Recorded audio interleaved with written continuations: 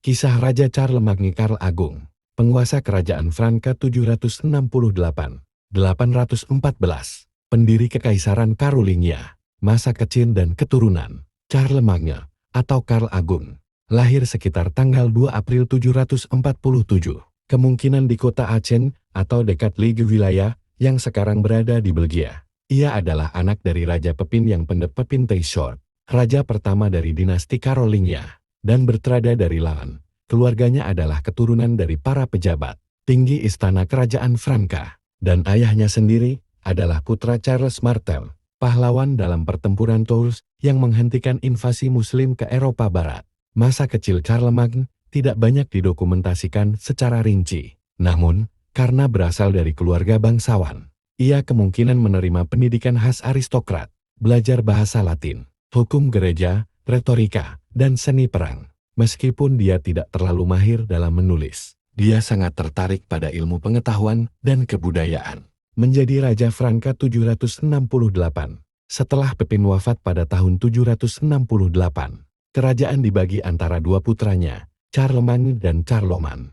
Namun, hubungan mereka tegang dan penuh persaingan. Ketika Charlemagne wafat mendadak pada tahun 771, Charlemagne menjadi penguasa tunggal seluruh kerajaan Franka, penaklukar dan perluasan wilayah. Charlemagne adalah seorang pemimpin militer ulung dan menghabiskan sebagian besar hidupnya di medan perang, memperluas wilayah kerajaan Franka ke seluruh Eropa Barat. 1. Penaklukan Lombard Italia 774. Ia menaklukkan kerajaan Lombard di Italia Utara dan memproklamirkan dirinya sebagai Raja Lombard, melindungi Paus dari ancaman musuh. 2. Kampanye Saxon 772-804. Ini adalah perang brutal. Selama 30 tahun melawan suku-suku Germanik pagan di Saxon, Charlemagne memaksakan kristenisasi dan aneksasi wilayah mereka. 3. Penaklukan Bayern dan Avar 788-796. Ia menundukkan Adipati Bayern dan menghancurkan kekuasaan bangsa Avar di Eropa Tengah, membuka jalan bagi ekspansi ke wilayah timur. 4.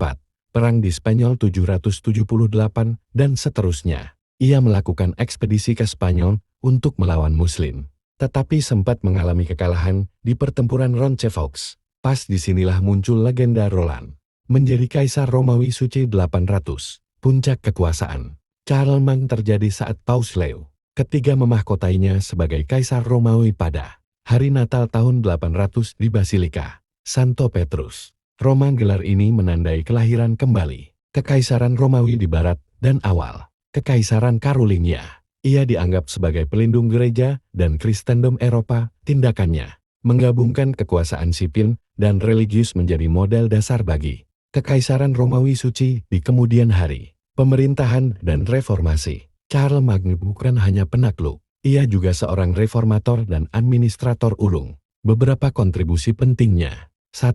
Reformasi pemerintahan.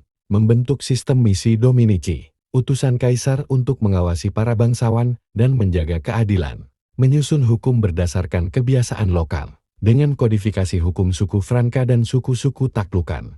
2. Renaissance Karolingia. Menghidupkan kembali ilmu pengetahuan dan seni klasik. Mendirikan sekolah-sekolah di biara dan gereja. Mempromosikan studi Latin, tata bahasa, logika, dan astronomi. Menarik cendekiawan seperti Alcuin dari York ke istananya di Aachen. 3. Ekonomi dan infrastruktur. Meningkatkan sistem pertanian dan peredaran hasil bumi. Memperbaiki jalur perdagangan dan membangun jalan serta jembatan. Menstandarkan ukuran dan berat di seluruh kekaisaran. 4. Kristenisasi dan penyebaran agama Kristen. Ia memaksa banyak wilayah taklukan untuk masuk Kristen, seringkali melalui paksaan.